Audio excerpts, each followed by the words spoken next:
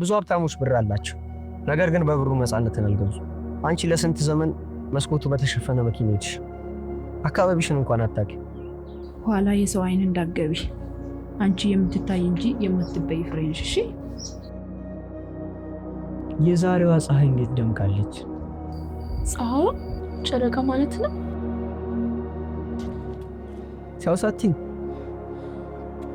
ለአንቺ ብዬ ስንት ቦታ እንደተመቱ፣ ግን እነሱ ከመቱኝ በላይ አንቺ ነሽ የሰበርሽ።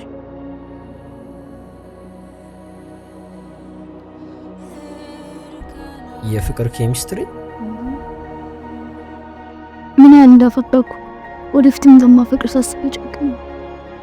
እና አሁን አልመሽም ወደ ቤት አትይ? 18 ዓመት እኮ ሞልቶኛል። እና አምሽቼ ነው የምገባው።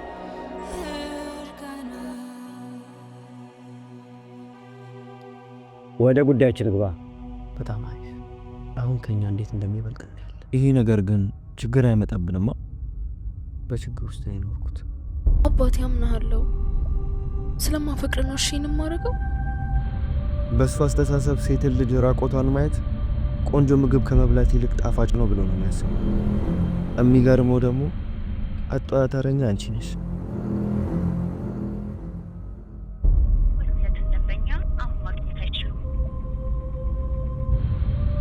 አነሳ